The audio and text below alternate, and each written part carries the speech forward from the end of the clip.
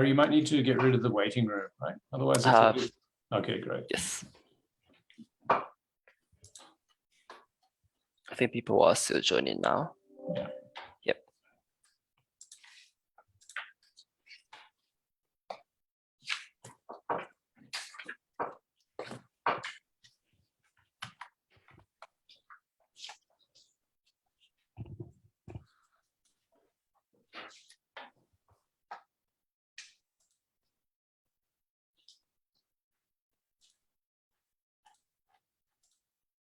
Okay, we're ready to go when you are, Stephen.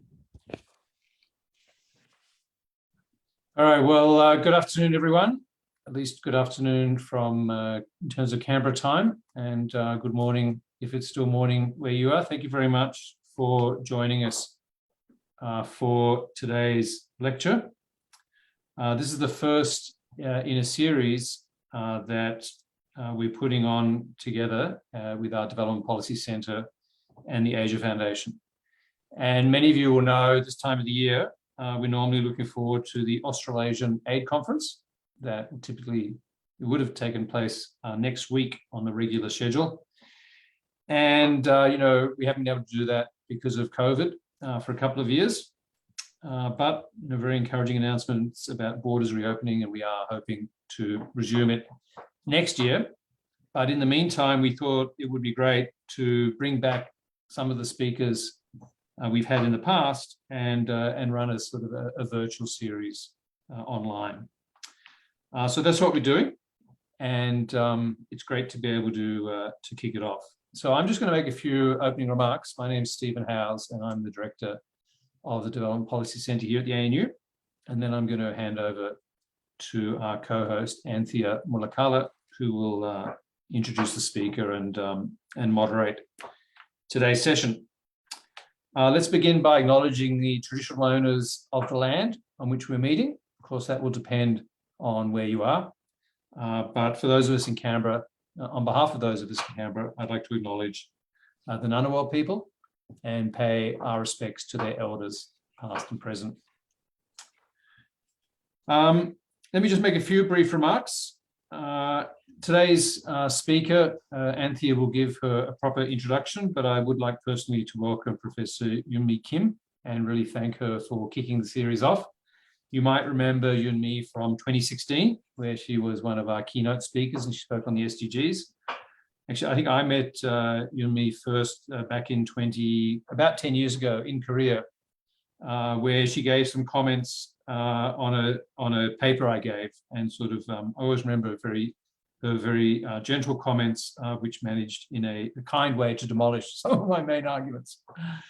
So ever since then, I've always paid a lot of attention to what Yunmi says, and I think you can tell from her topic that it's going to be a really interesting presentation.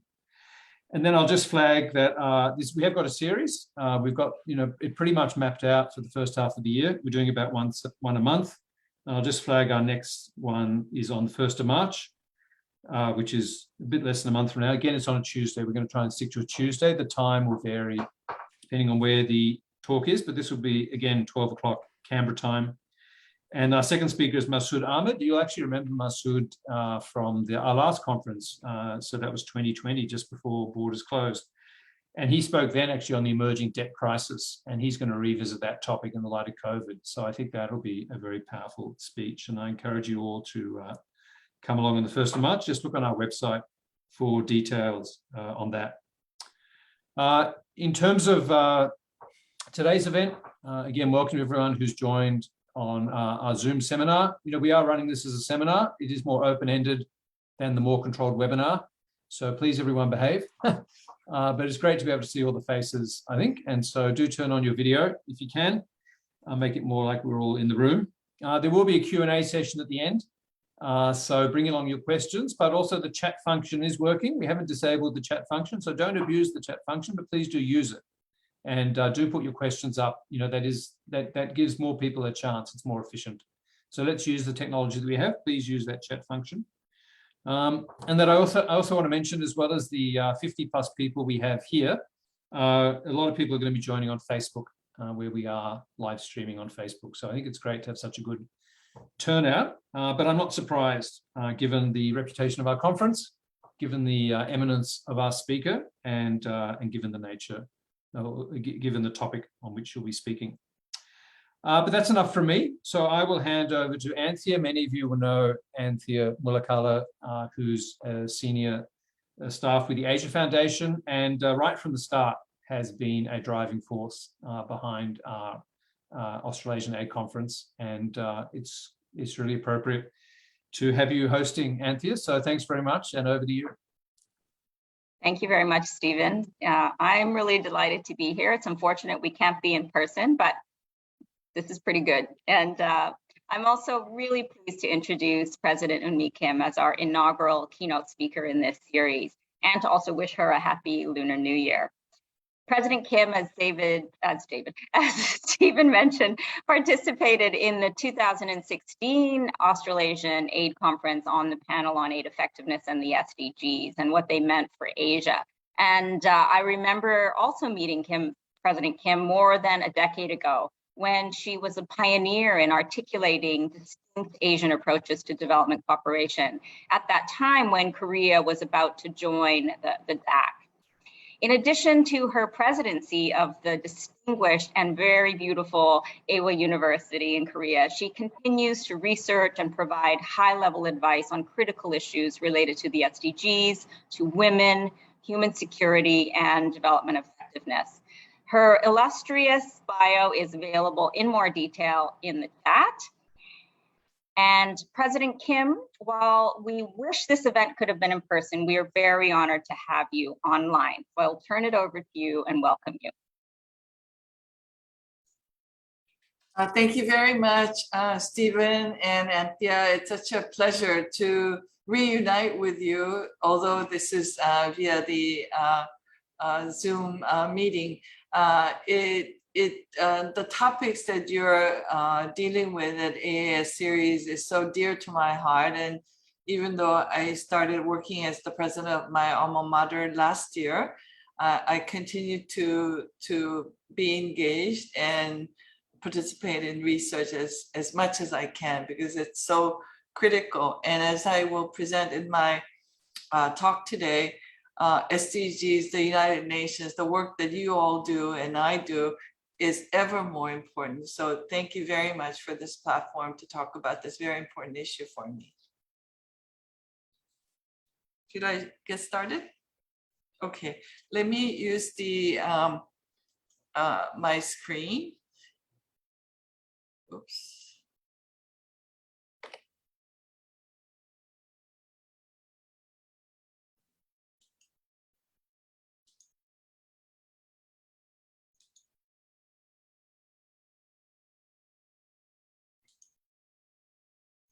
Okay, I want to talk about the fourth industrial revolution, COVID and women.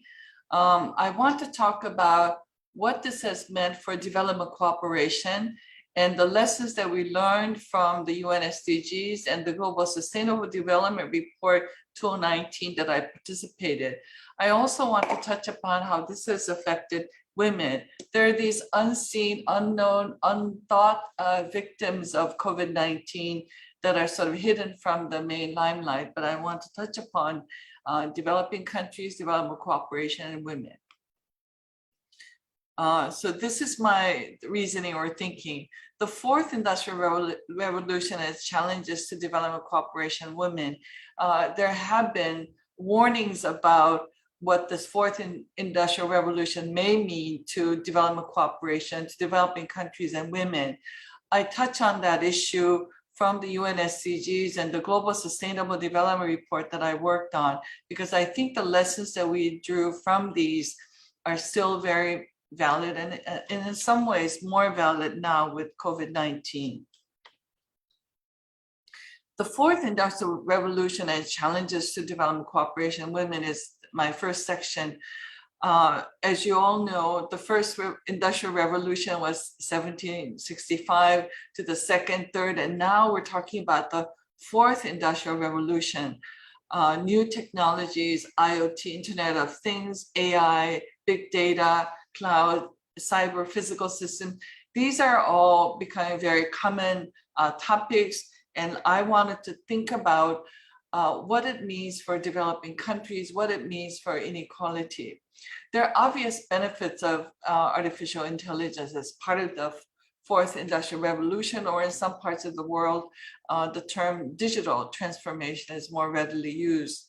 The global AI market is predicted to grow very much by 2025 to about $190 billion. Contribution to global economy could be $15.7 trillion in 2030, and so on. However, we have also already started to witness the widening income and social inequality with AI. Here I talk about within countries, but also between countries, those in the global north versus those in the global south, and many other forms of social inequality. In terms of challenges to women, I want to show you these statistics or the ranking. The Global Gender Gap Index is produced every year by the World Economic Forum or the Davos Forum. In 2021, women, the Global Gender Gap Index showed that Korea, can you believe we're ranked 102nd? Australia is much better than us, but 50th is not that great. Where are we lacking? It's primarily about economic opportunities, education attainment, and political empowerment, and advances in the parliament to high-level positions in management and so on. In Korea, the reason why we're ranked 102nd is largely driven by the income gap. So these issues still remain very critical, although we're boasting a 10th largest economy. The gender ranking is just absolutely deplorable. Australia doing better, but maybe our Australian colleagues can tell us what is happening in Australia vis-a-vis your economic or political standing in the world. The gender gap index is not very good, although much better than us. I want to touch upon the STEM education. As I'm at all women's university and as I did work in the United Nations, I was getting concerned about the digital divide, the digital gap, AI literacy for girls and women. In the STEM fields in particular, the science, math, statistics, engineering fields, they attract fewer female students, as you can see from the statistics. More apparent in upper secondary schools, and it becomes wider in tertiary or higher education or universities. In South Korea, gender share of college entrance in STEM fields is about 15.9% of the women versus about 84% of men. This is 16th in the OECD ranking. Members. Australia, women are enrolling in STEM higher education at a much lower level than men. So in both countries, both developed countries in the global north, we're still seeing a gap in STEM access for women and girls. Only 9% of women participating in higher education enrolled in a STEM course in 2018. Female share for new entrants in STEM field, OECD average is 15.5. Gender gap in the STEM workforce obviously continues from the gender gap in education. In my other work, I talk about the 3 E's. The first is education, employment, and empowerment in various ways when we want to look at gender inequality. And you can see the education translating also to the workforce, and I'm sure to the political field as well. In South Korea, there's significantly lower share of women in the STEM R&D workforce, a little over 20%. Between 2009 and 2019, women's participation in STEM qualified occupations increased only by 3%. Even in academia, where there seems to have lower entry barrier, women comprise less than a third of the academic research workforce in the STEM fields. Now, I just wanted to raise some of these issues as what the fourth industrial revolution has meant for women and and perhaps for the developing countries. I'll deal more with the developing countries in the Global Sustainable Development Report that I worked on.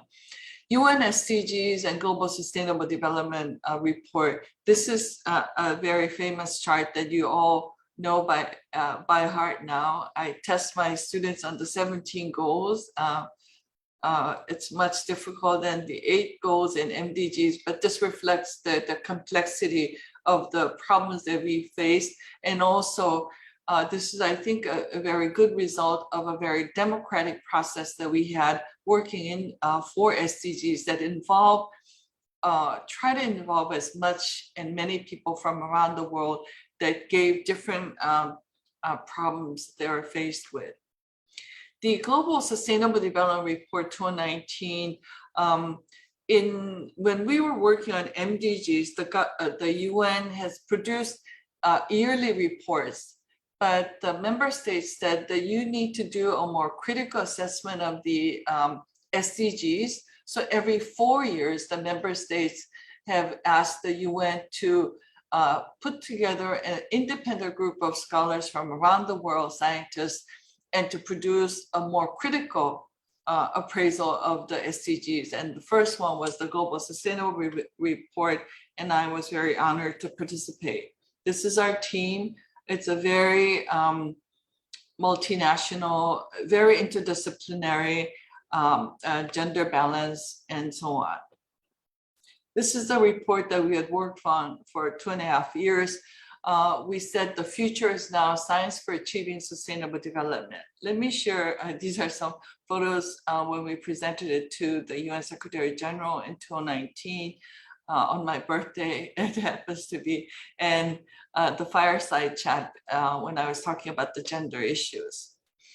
The most important thing that we started out with SDGs when we were writing this report was going not only slow in some irrespective of the 17 goals, but in 4 areas in particular, we were actually going backwards. So we were saying action is needed right now if we're ever going to attain SDGs by 2030. First of all, rising inequalities, both within and between countries, various forms of inequalities we wanted to address as very critical. Biodiversity loss, climate change, ecological footprint. These are highlighted as 4 areas in which we really must get back on track. The most important lesson that we concluded from this report is that we have to understand their interaction between all the 17 goals, because when we say leave no one behind, 17 goals, some countries, including my own, likes to cherry pick goals. Oh, I like the odd numbers, 1, 3, 5, 7. These are my priority goals. The UN says you cannot do that. You cannot cherry pick. You have to put them as an integrated set of goals, and you must do that as universal goals. So that meant that we really had to understand the interaction between and among these goals. What we were trying to do is to address where are the trade-offs. If we're going for no poverty in goal number 1 and environment, is there a negative correlation? So the red circle indicates there's potentially a trade-off. The blue says there are co-benefits and try to achieve both goals together. So what we're trying to do is we did a meta-analysis of all the scientific reports that were coming out to understand the interaction between the goals, to see where we can address the trade-offs, to minimize the trade-offs, and where we can harness co-benefits to bring about synergy between the goals. This is probably the most important argument that we had in this report. When you look at 17 goals, I said you can't cherry pick, you have to attain these universally integrated and so on. But for policymakers, for those on the ground, it's really hard to put your head around how to actually attain these goals. So we have devised a systemic approach. We're suggesting these entry points of transformation as systems, human well-being capabilities, sustainable just economies, energy, food systems, urban, peri-urban development, global environment, the commons, as 6 systems where you can see the interaction of the 17 goals. For me, it was easiest to look at the food system. When you think about the food system, goal number 1 is about no poverty. Goal number 2 is about hunger. So how do you understand the food system with the 17 goals? Where do we see some trade-offs? Where do we see co-benefits when we're trying to achieve the SDGs? On the left side, we have the levers: governance, economy and finance, individual and collective action. Science and technology should be used as facilitating mechanisms to work on these systems. This is probably the most alarming map that I saw when I was working on the GSDR report. It was so sensitive that we couldn't put the names of the countries. So you all know which country is which, but we could not use the map that had the country names because it was seen as so sensitive, and so on. There are 2 or 3 important lessons. Where do you see all these circles? They're primarily in the global north. They're absolutely in the global north. So you see a stark difference in the global south where you don't even see circles. And the second thing is the blue versus the red. The red indicates the funding from the R&D comes from the private sector. The blue is more on the public sector spending on R&D. We love our businesses and they're very critical, but the businesses, when they're spending their fortune in R&D, it is for profit. It is not for a global public good. I hope more will do R&D support for the global public goods, but that's not so now. So this map shows the global south versus the global north in R&D spending, but it has implications for higher education, for our research capability, data management, and this and that.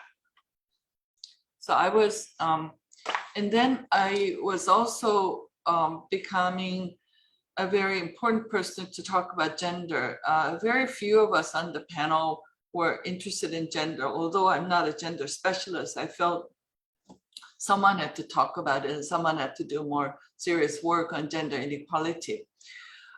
We found that when I talked about the 4 areas in which we were going backwards, inequality was one of them, and we found persistent gender inequality across developing countries, past, present.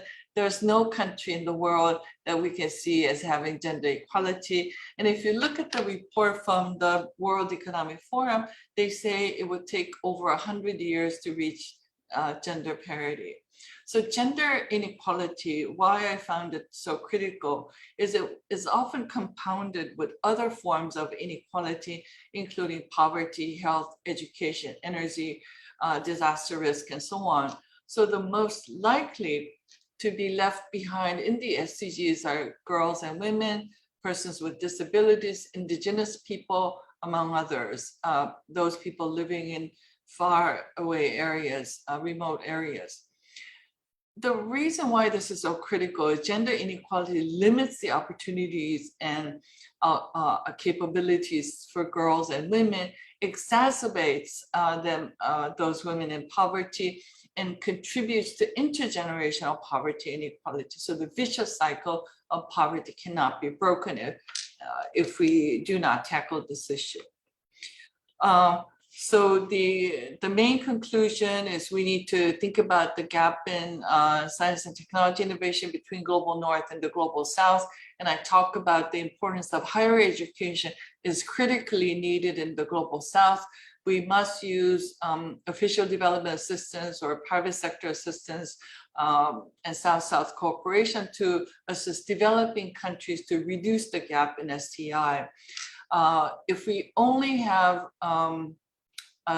primary and secondary education, we cannot do research, we cannot be sustainable in developing countries. So I think higher education, tertiary education is not a luxury, but a must for developing countries. And gender inequality must be tackled throughout the life cycle. Let me move forward. And then I started looking at COVID-19 and what it means for developing countries and what it means for women. First of all, lack of international organizations or lack of global coordination for growing disparity between the developed and developing countries in terms of COVID-19 testing, vaccines, medication to treat COVID-19 were all sort of became very critical, but unknown in the first couple of months in the COVID-19.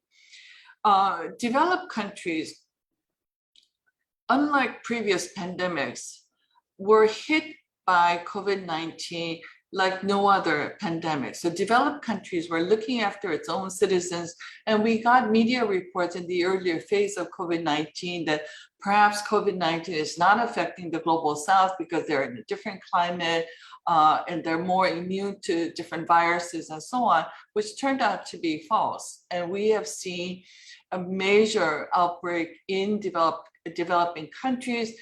And maybe I'm alarmist or too pessimistic to think that Omicron is actually a result of us neglecting what was happening in developing countries.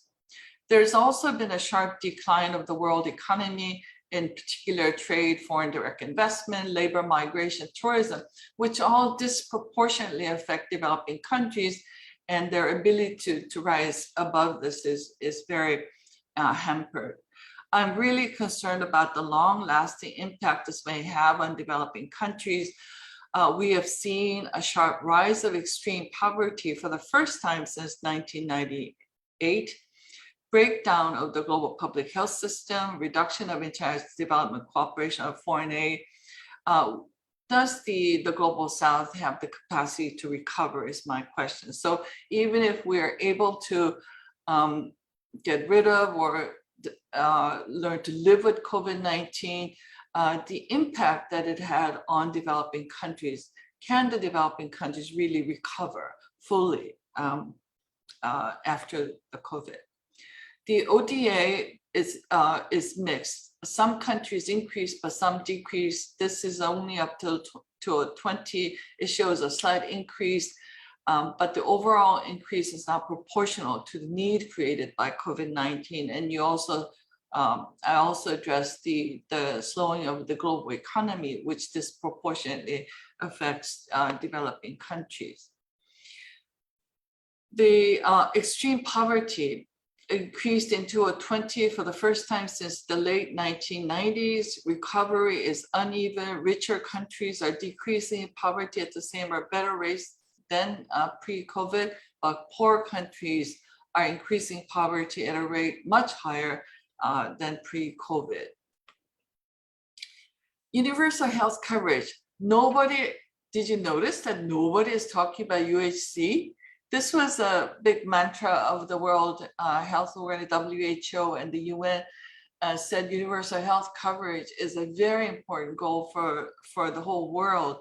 And this was in conjunction with SDGs was seen as critical. I'm just amazed that no one is really talking about this. Access to vaccine affordability. You can see the low-income countries are disproportionately affected. So UHC is going backwards. Unfortunately, COVID-19 has also exacerbated gender inequality. I was at a conference on gender in science in 2020, I think, 2020. I was shocked that around the world, and it's not just in countries where gender gap was already quite high, but women across the world, scientists, were producing less research output. And this was across the world. It's not just, some countries with more patriarchal cultural tradition. No, it was around across the world. In South Korea, in 2020, 137 women lost their jobs compared to 82,000 men.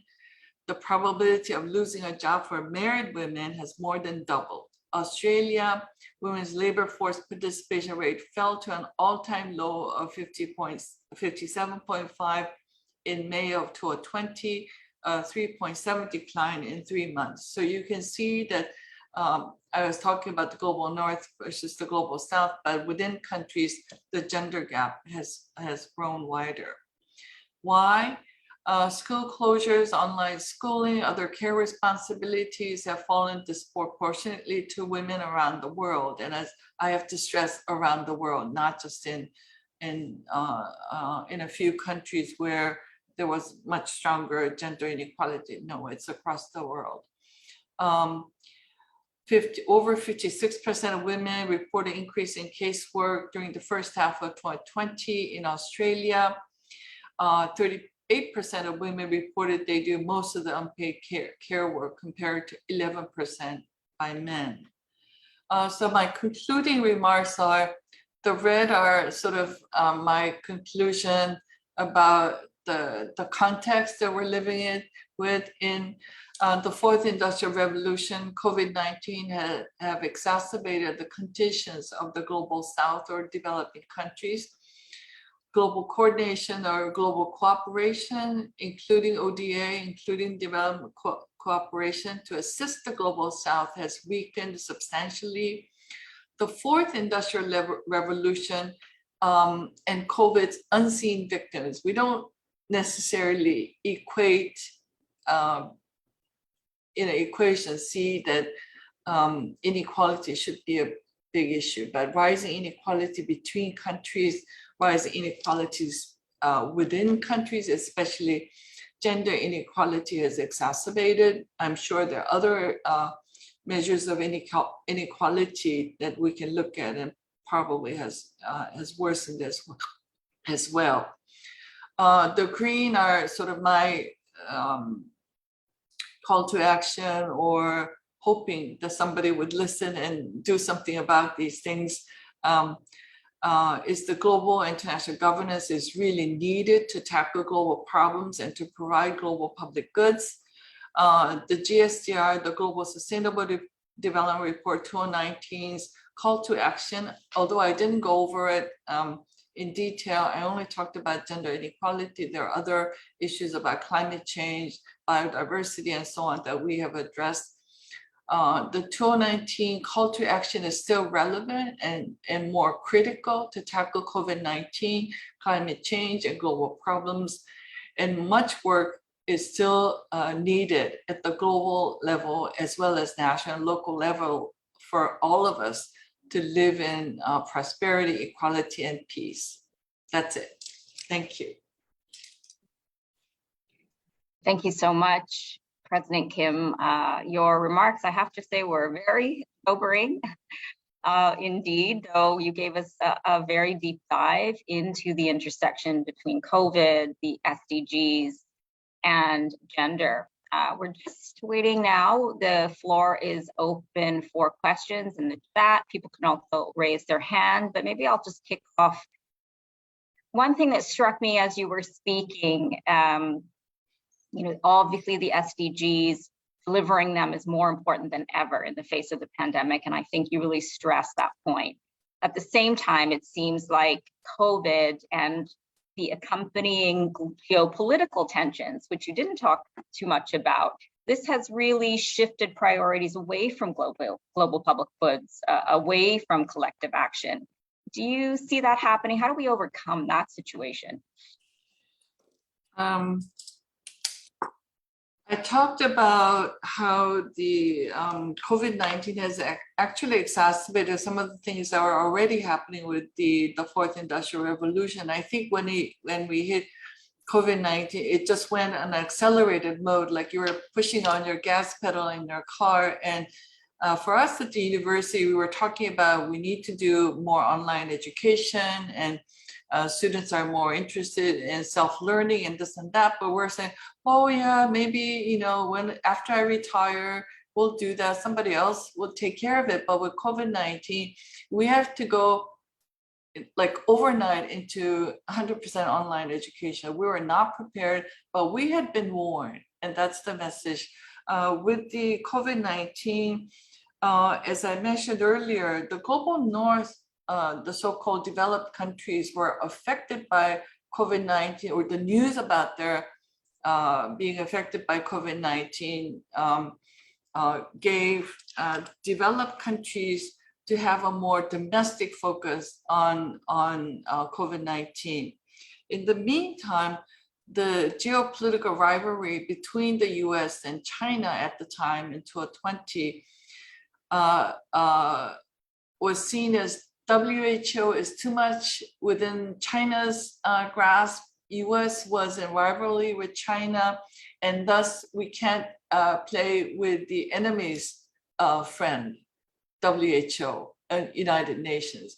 So the geopolitical tensions and the political rivalry between the G2 really made it difficult for the global community to come together. When these two superpowers were not willing to work on this as a common global problem, requiring global public goods for the whole world to come together, I think that was just a devastating impact on, especially during the first year of COVID-19. I think it has improved, or I hope it has improved slightly. WHO, in spite of the criticism and whatnot, have persevered and have given us sort of the global outlook on where COVID is headed and how it is affecting different countries and so on. They've made, I think, laudable efforts. UN is less present on the scene. The US-China rivalry, we thought with Mr. T gone, it would become a non-issue, but that continues in many different ways. So, you know, I don't see a way out of it as of yet. I think it's improving, and I think more of us raising our concerns about global coordination and issues, the devastations felt in developing countries. Maybe things will change around, but the G2 don't seem to be moving together. Yes, unfortunately, I share your skepticism as well. I'm looking for questions in the chat, but maybe as they're coming in, I'll turn to Stephen, if you could unmute and ask your question.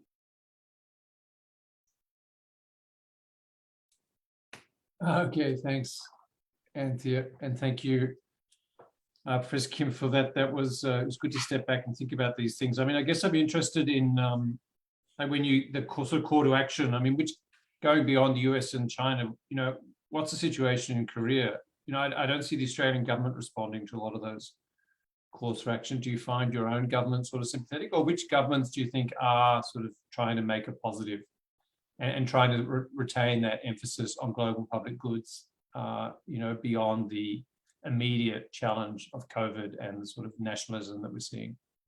Which countries are a kind of sign of hope for you?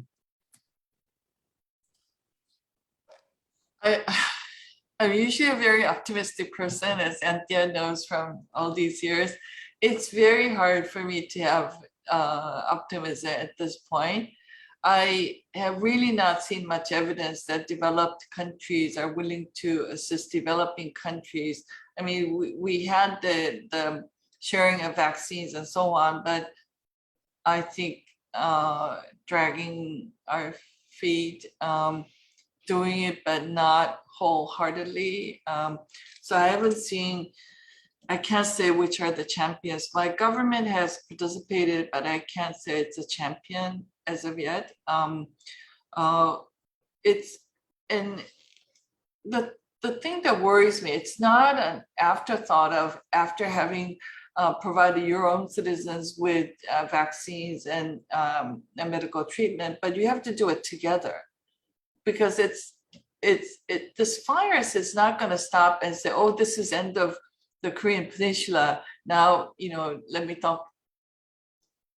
do it differently. So the global coordination, we all have to do it together at once. We can't do it piecemeal. We can do it in Kuala Lumpur and see that, it's going to be okay if nobody does it in Bali or, whatever. So we have to do it together. That's why I think global coordination, we have to do it simultaneously, not sequentially. The virus is not going to wait. So I think having a simultaneous global coordination is very critical. Who's going to do it? Who's going to lead it, and to ensure that all members of our globe participated, I think is a real issue. And I don't see a real leader in this. WHO has certainly not been able to do that because they have lost that, the earlier period have lost that. It's not, I wouldn't say legitimacy, but the influence because of US's what you might call it, lack of support, to put it mildly. Yeah, that's a nice way to put it. It certainly has been a real punch, I think, to the UN system, the whole experience with the WHO. You raised a really important point about universal health care in your presentation, and we have a question from Patricia Tate.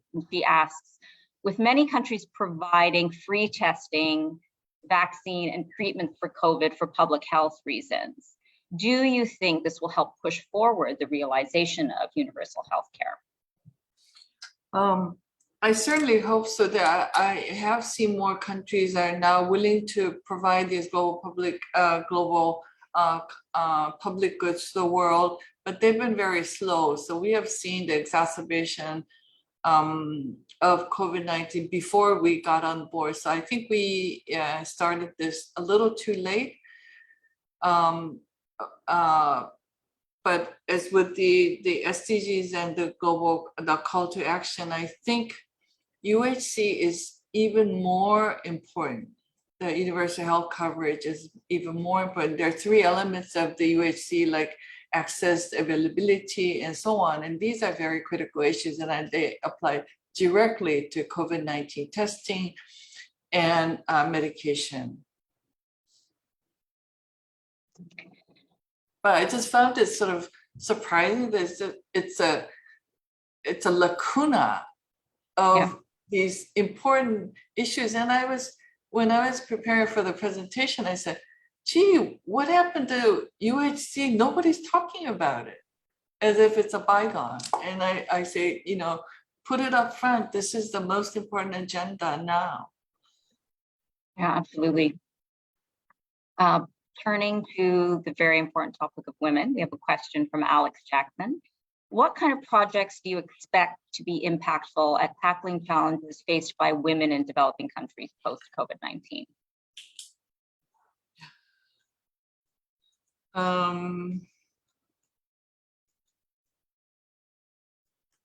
That's a great question. I wish I would have a very clear answer, but in terms of where the gaps I've seen with gender inequality, it's not access to education, it's access to employment, good employment, and empowerment.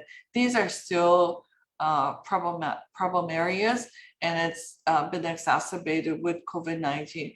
I was just surprised, blown away when I heard that it's statistically significant. Those of you in academia, statistically significant means it's real. It's a common pattern that women scientists around the world were slipping behind. So it's not just 1 year of academic publication, but if you were slow 1 or 2 years, you miss your tenure, you miss your advancement in academia and other going into more important political circles and so on. So it's not a 1 year recovery, but it's going to be a multi-year, very sustained recovery that we have to work on. It's about the caring work that had fallen disproportionate to families and women. It's about employment, securing good employment for everyone. We have seen women have disproportionately discharged from work, but I'm sure there are many men also, perhaps with disabilities, even worse. So if I can pick two, I think it would be employment and caring as the first step. And it has to be done responsibly in the public sector for the caring. It can't be just left to families to care and to women. Yeah, certainly those are key priorities, I think, for women everywhere who have had to deal with children home for school for long periods of time. The caring function is often overlooked. Just to go back to, on the same question, you talked at the beginning of the presentation about the fourth industrial revolution. And I think we're also finding, and maybe you can reflect on this a bit, digital skills are becoming increasingly important, and not just at that higher level that's demanded, let's say, by a digital economy, but basic digital skills for many women who work in the informal sector or in other kinds of entrepreneurial work that are, particularly the global South, have been severely impacted by the crisis. And the only way to survive in many cases has been to kind of try to enter the digital economy. What are you seeing going on? I don't know if that's happening in Korea, but in your experience with the global South. Yeah. When I was working on the GSDR 2019, I sort of became the gender champion. I was looking at the gender gap in various areas. And in particular, we were alarmed by the gender gap in STEM fields. But now with the digital transformation or the fourth industrial revolution, women are falling behind in AI literacy, data literacy. So the digital divide is not between countries, but it's between people within countries, and in particular, gender becomes the denominator for those who have better access and those who do not. In addition, what I've found in terms of how gender is being dealt with in the AI field is gender inequality is embedded in AI. Now, if you think for a moment, we had a very unfortunate case in South Korea last year when a new chatbot was released, and it was filled with gender inappropriate, unequal comments, because that was the reality of Korea. And the scientists, the engineers who developed the AI core algorithms said, well, we're reading what the reality is as correctly as we can. 102nd in the world in terms of gender inequality, gender gap. Maybe that was reflected in the core algorithms. But what it meant is the one that was the chatbot was filled with gender stereotypes and prejudice, and it was boycotted. And now they're about to release a new revised version, which we're sort of still very concerned because they haven't really addressed the gender inequality issue. So if the AI's mission is to correctly read, understand the reality that we live in, that may be highly unequal in many respects, is that the fault of the technician? Should the developers of the core algorithms, how do you convince them that they should be more gender transformative or sensitive when they say, but the reality is not? But then if you step back, it means that if that argument holds, that means we're gonna have a more persistent form of gender inequality embedded in our AI, in IoT, in everything that we work with these days. So it's become more difficult to change, more difficult to tackle. Am I making sense? But it's become a very key issue for me at Ewha because we're all women's university. And the reason why I'm so focused on creating a new college of AI and graduate program is the gender digital divide, the gender gap in AI literacy, but also this embedded gender inequality and other forms of inequality in the machine learning and deep learning. They're reading what we live, but is that what we want to see in the future? So these are very important topics for me right now. Yeah, it's wonderful to hear that you're pursuing that line of inquiry with your students and at the university. There's another question here on gender from Melissa Bunkaris, and it's thinking about the role of inequality, gender and beyond. Often shocks like COVID-19 can provide an opportunity to leap forward, but this doesn't seem to have had the opposite effect. Can the digital transformation in the fourth industrial revolution support narrowing the inequality gap? Oh, oops. Sorry. Or do we risk continuing widening it without a huge shift in our institutions? Do you need me to repeat that, or? Yeah, I think it's along the line of the discussion that we're just having in terms of gender inequality. I think it can contribute to narrowing the gap, but right now I'm seeing the opposite, that it's widening the gap, and more importantly, it's sort of making it more permanent.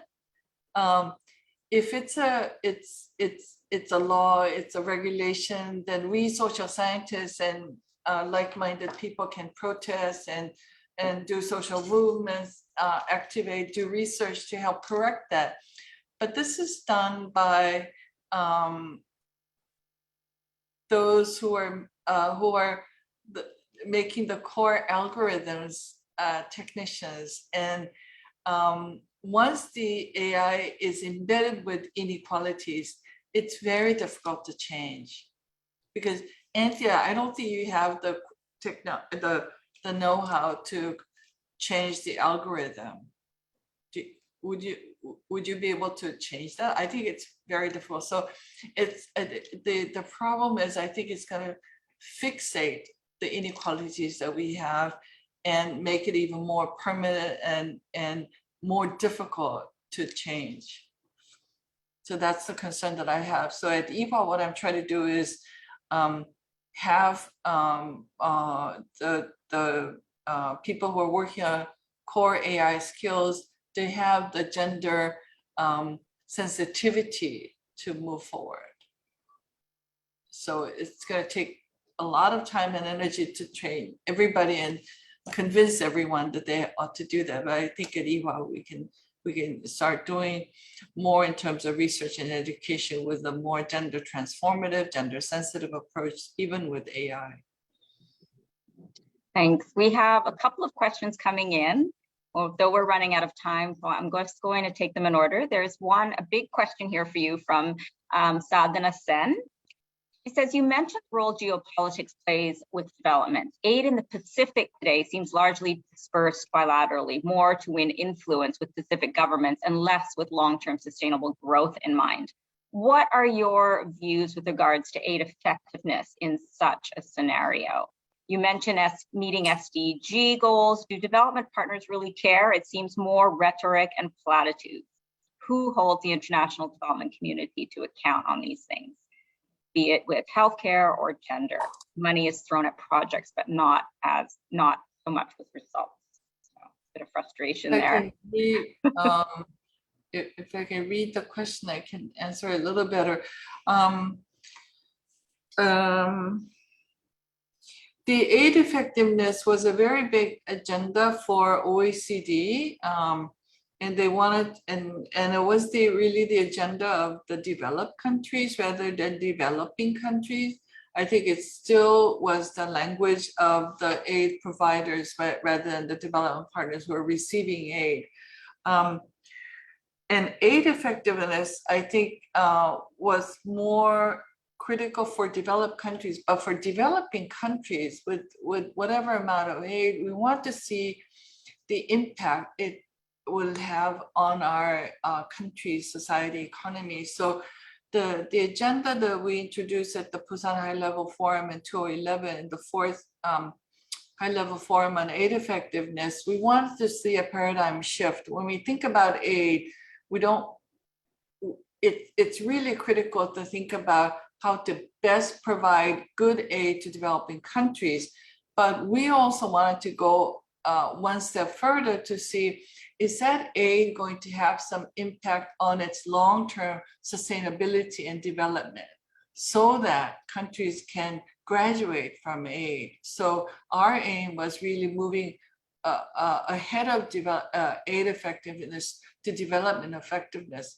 But the struggle we had in Busan was really, behind the scene was really interesting. The Korean government, along with other partners, have suggested as the main agenda, beyond aid. We want to go beyond aid and move into development. But there was such pushback that we had to say aid and beyond. Go figure who are the supporters of aid and beyond. Very good English speakers, I must say. Thank you. I'm not sure we have time. If you can do a quick answer, there's a couple of questions. There's a question here that I think is a shorter answer. Just to acknowledge, there's a comment here by Inda Susanti that's saying that despite all the gloominess in the world, there's a lot of women, there's an increasing number of women in Southeast Asia who are participating in e-commerce and micro small businesses. That's absolutely right. And we do definitely need to continue to support them. And then the last question I'll just mention for you is, you've mentioned some fascinating and progressive initiatives that your university is undertaking. How can some of those lessons and programs be applied elsewhere, particularly to increase participation of women in STEM? Yeah. So just a couple minutes on that. Yes, is in STEM education and also in the field of AI, there are two areas in which many universities and research institutes have gone. One is the AI core technology, and the second is AI application and convergence. So they talk about how to create AI algorithms and how to apply it in all spheres of life. But the third field that MIT and Stanford, among others, are doing is looking at the social responsibility of AI, ethics of AI, legal aspects, norms. And I, in particular with Ewha, we want to focus on social inequalities that may exacerbate and become more permanent with AI. And so we have a very special focus on gender inequality, but there are other universities and institutions around the world that is showing greater interest in the social ramifications of AI and what we must do with it. At the UN level, at the human rights level, there are many, many issues that we have to tackle. And I hope there are more institutions or individuals and universities interested in this. And we're going to go forge ahead if nobody else is doing it in terms of gender research in AI. And I'm trying to find like-minded colleagues around the world. That's more of a positive note, so thank you so much. I'm afraid we've come to the end of the time. We just have a couple of minutes, so I'll just take the opportunity to thank you so much, President Kim, for your address and for launching our Australasian Aid Conference 2022. Despite your concern and the somber tone of your presentation, we deeply appreciate how you are trying to unpack and question some of the contradictions and the challenges that the current situation has put forward. And we're enlightened by the fact that your university is exploring the way forward to address some of these. So thank you so much. Thank you to all the participants for joining today, either on Zoom or through the Facebook. We are recording, so you'll be able to access the talk later. And special thanks to our stellar team for the Australasian Aid Conference. This is the first time we've done it online. It was a bit of a challenge, but I think we've done a great job. So thanks to everyone there. And to everyone who's joined us today, please join us next month. March 1st, Asia, Australia time, February 28th in North America, when our keynote speaker will be another AAC alumni, Masood Ahmed, who is Executive Director of the Center for Global Development. As Stephen said, he'll be speaking on debt and sustainability post-COVID. Thank you again, President Kim. It's delightful to see you again after so many years. And thanks to everyone for joining. Have a great day. Thank you very much. And I wish everyone a great Happy New Year of the Black Tiger. Hopefully this Black Tiger will help us ward off all the evils from COVID-19 and bring us together. Thank you so much for this great opportunity. I enjoyed it very much and learned a great deal from the questions and our conversation. Thank you. Fabulous way to end. Thanks, Professor Kim.